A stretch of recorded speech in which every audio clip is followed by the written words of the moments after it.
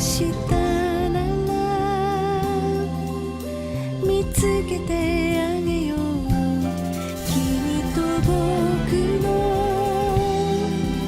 未来に隠れているさあどこへ手をつないだらほどけないよ君と遠くへ遥かな日の記憶に咲いた青い国を見るストーリー輝く瞳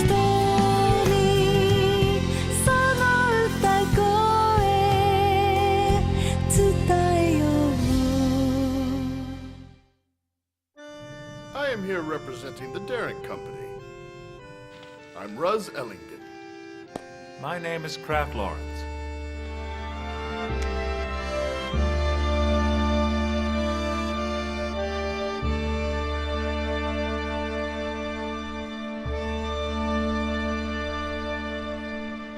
If my information is correct, you're from the Lowen Merchant Guild, yes? Yes.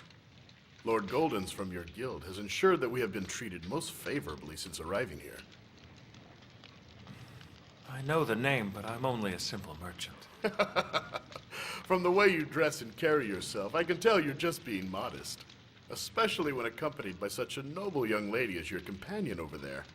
Now, I'd like to tell you the decision we came to after discussing the proposal you presented to us. We can offer you 2,000 Trenny silver coins. Mr. Boland's representative suggested a starting price of 2,500. But we know your intention is to use it in the fur market, so we felt it was a tad extravagant for some independent merchants trading by themselves. However, we will waive our handling fee. The full 2,000 will be yours to use. Of course, that quantity of silver would be cumbersome. As such, it will be our pleasure to offer you 60 Lumion gold coins instead. That is most generous. Well, not really. It's an investment. It takes great skill for one to come up with a manner of profiting from the confused state of the market in this city. I believe that this will be the first of many triumphs for you. We merely wish to share with you in your good fortune. It seems that fortune also shines on you. In her infinite wisdom, she has chosen to have you two meet in this city. Judging by how calm you are in the face of such an enormous deal, I'd say you're a man who is used to good fortune, and that, good sir, pleases me. Every deal takes a certain amount of luck to succeed. Those without it do not stay in the merchant trade for long. So our trust in you is not frivolous. That's very kind of you. And how shall we transfer the funds? You're buying your supply of furs from the Archie Company, yes? Your instincts for trade are remarkable. I would love to hear the method you use for picking your prospects. I'm afraid my throat's sore. Talking is rather uncomfortable right now.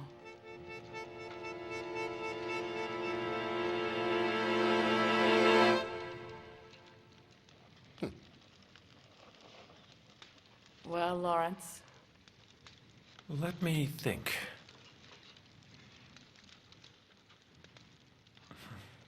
I'm not sure I could sleep with such a big pile of gold staring at me all night.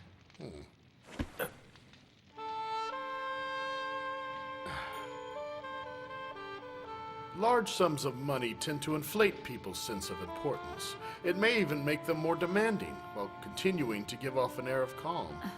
Truly amazing. You said that as if you were being modest, but your eyes were sharp and told the truth. And that is quite wonderful. Would it be agreeable to all if we had the transfer of money occur just prior to your purchase? What do you think? That will work fine. Let's pray that everything goes according to plan.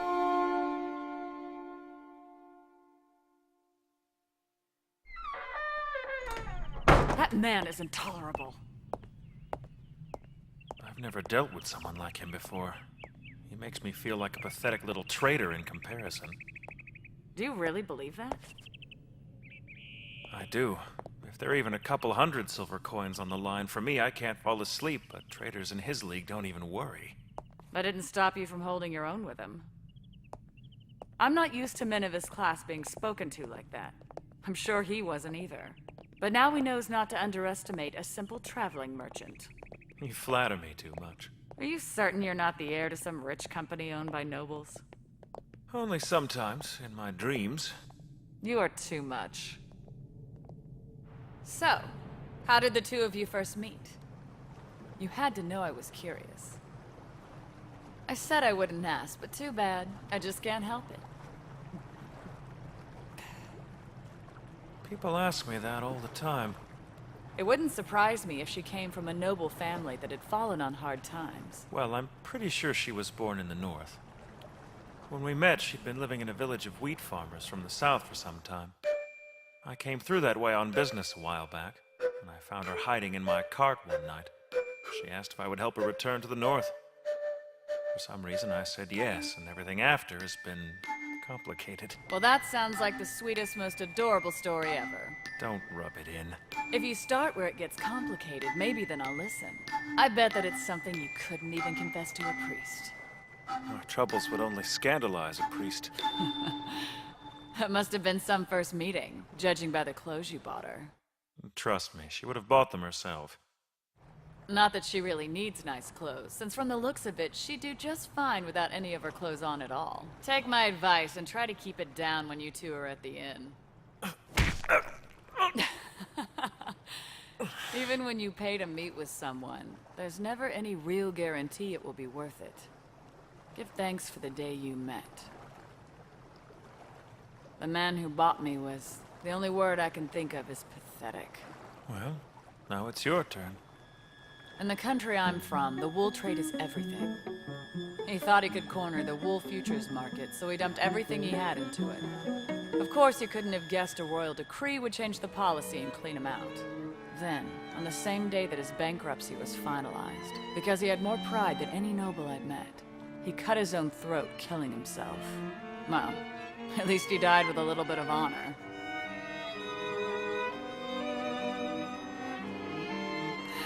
I absolutely hated my wedding day. My grandfather kept saying it would be the greatest wedding the Balan family had ever seen. It felt more like my funeral, but it wasn't all bad. I never had to worry where my next meal was coming from. And thankfully, I didn't have to bear his children. With the access I had, it was easy to skim money from his purse without anyone noticing. He lost everything in the bankruptcy. The house, his assets. But I had plenty of money saved to start a business. Now there's nothing that will stop me from becoming more successful than he ever was. Then everyone will see that he had no right to buy his equal. Not for that cheap. I'm worth more than a man could possibly dream of earning in a lifetime. I'm just being stupid.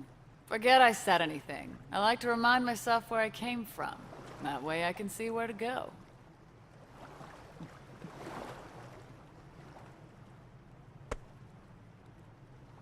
Would you believe I was jealous of you two? That's enough nonsense. Now, we should only be worried about making a profit. Am I right? I couldn't agree with you more. Once they've made their choice about the fur trade public, we'll go into negotiations. Just make sure to let the old man know where we can find you. Mm-hmm. Here's to the deal going our way. I'll second that.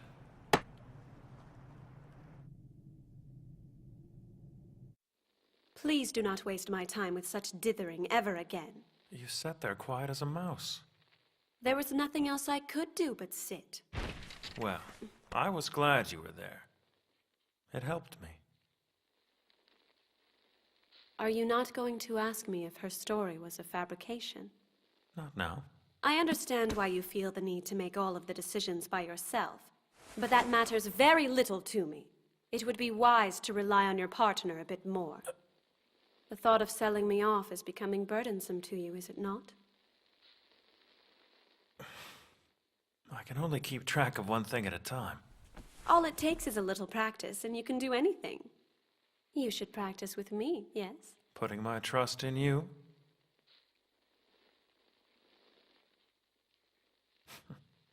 Do you really think I'd fall for that one? What is your problem? Your tricks won't work on me. Maybe. But you will always have the heart of an innocent child. That's right, but after this, I'm gonna have to learn to let go. We only have a little longer. There is no denying it. You are speaking the truth. Yes, a little longer.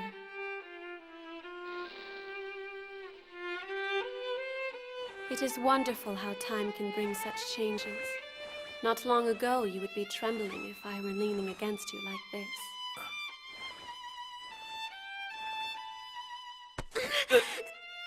You cannot just grab it! Simpleton. Are you not going to panic now? If you ever try saying what you really think, then I might start panicking. You know, What's that? I hoped that you would panic some. Of course you would.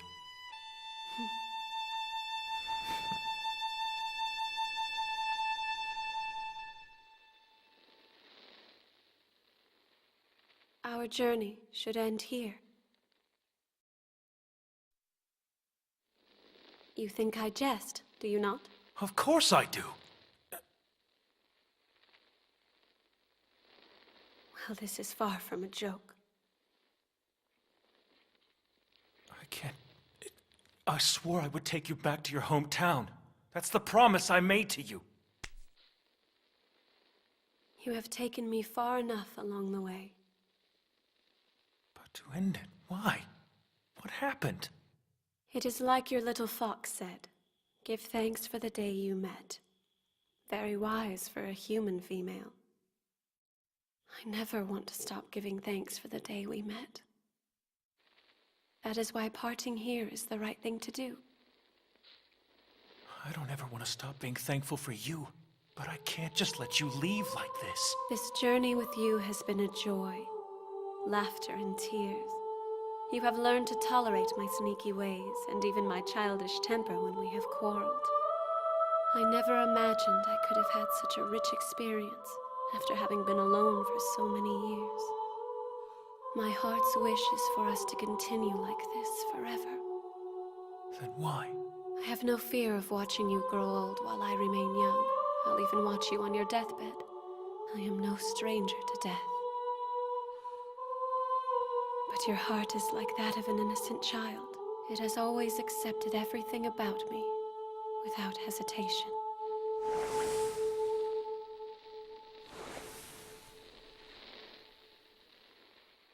Because of that, I am very afraid. You are scared. I'm scared. And this is precisely what I am afraid of. You have to know. It is so much fun arguing with you. So much so that I want to eat you all up. But if all you ever eat are the delicious things, then where does it end? If tomorrow is better than today, and the day after that surpasses them both, time flies because you expect it to be like that forever. What happens when we reach the end of that perpetual journey? It will begin with a sense of dissatisfaction. Our playful fights will become tedious chores. Then all we will have left is the memory of who we once were.